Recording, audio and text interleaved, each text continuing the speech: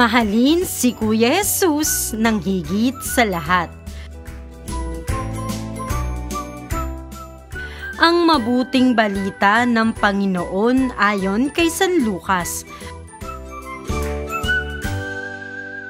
Noong panahong iyon, sumama kay Jesus ang napakaraming tao. Humarap siya sa kanila at kanyang sinabi, "Hindi maaaring maging alagad ko ang sinumang umiibig sa kanyang ama at ina, asawa at mga anak, mga kapatid at maging sa sarili niyang buhay ng higit sa akin. Ang sinumang hindi magpasan ng sariling krus at sumunod sa akin ay hindi maaaring maging alagad ko. Kung ang isa sa inyo'y nagbabalak magtayo ng tore, hindi ba uupo muna siya at tatayahin ang magugugol para malaman kung may sapat siyang salaping may pagpapatapos niyon? Baka mailagay ang mga pundasyon, ngunit hindi naman may patapos. Siya'y kukutyain ng lahat ng makakakita nito. Sasabihan nila, nagsimulang magtayo ang taong ito pero hindi na ipatapos. O sinong hari na makikipagdigma sa kapwa-hari ang hindi muna uupo at pag-aaralang mabuti kung ang 10,000 niyang kawal ay maisasagupa sa kalaban na may 20,000 tauhan? At kung hindi niya kaya, malayo pa ang kalaban ay magsusugo na siya ng mga kinatawan upang makipagkasundo. Gayon din naman, hindi maaaring maging alagad ko ang sinuman kung hindi niya tatalikdan ang lahat sa kanyang buhay.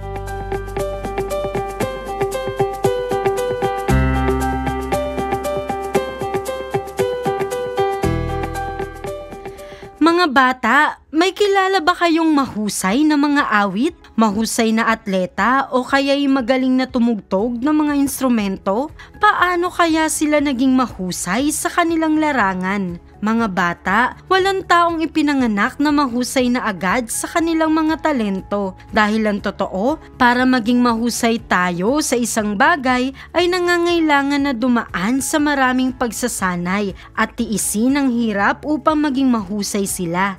Ganon din ang pagiging alagad o tagasunod ni Kuya Jesus ay hindi rin madali, mga bata. Kinakailangan porsigido tayo. Kailangan nating magsanay at magdesisyon araw-araw na susunod sa Kanya. Katunayan, sinabi ito ni Kuya Jesus sa kwento natin ngayon. Ang sinumang hindi magpapasan ng sariling krus at sumunod sa akin ay hindi maaaring maging alagad ko. Sa kwento, binabanggit din ni Kuya Jesus, hindi maaaring maging alagad ko ang sinumang umiibig sa kanyang ama at ina, asawa at mga anak, mga kapatid at maging sa sarili niyang buhay ng higit sa akin. Sa mga salita na ito ni Kuya Jesus, hindi niya sinasabi na talikuran o maging pasaway tayo sa ating magulang. Katunayan, sa ika-4 na utos ng Diyos ay sinasabi, igalang mo ang iyong ama at ina. Ang nais sabihin ni Kuya Jesus sa atin ay mahalin natin siya ng higit sa lahat. Pinapaalala rin ni Kuya Jesus sa atin ngayon ang tunay na kahulugan ng pagiging alagad o tagasunod niya, mga bata. Ang pagsunod kay Kuya Jesus ay hindi basta-bastang pagsunod, kundi isang totohanang pagpili na ilagay ang Diyos bilang prioridad ng ating buhay.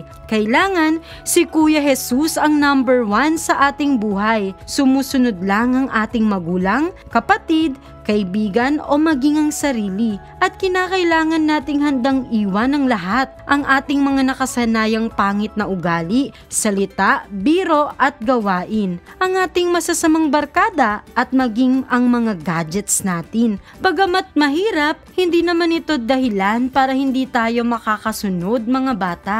Kailangan lamang nasanayin natin ang ating sarili na araw-araw na mahalin si Kuya Jesus upang maging totoo ang ating pagsunod bilang alagad. Ang tanong, carry ba natin yan? Ang sagot, opo. Kapag tinalikuran natin ang lahat ng pinapahalagahan at minamahal natin para kay Kuya Jesus, ibibigay niya ang lahat ng biyaya para sa atin dito sa lupa, pati na ang langit.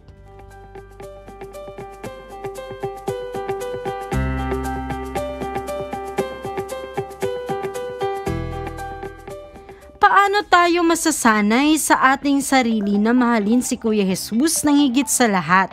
Una, palaging makikipag-ugnayan kay Kuya Jesus sa pamamagitan ng tuloy-tuloy na panalangin at pagsisimba, lalo na tuwing araw ng linggo. Si Kuya Jesus muna bago ang gadgets. Ikalawa, pagsisikapan magbago ang mga di magagandang ugali. At ikatlo, pagpapakita natin ng kabutihan sa lahat dahil nakikita natin si Kuya Jesus sa mga taong nakakasama at nakakasalamuha araw-araw.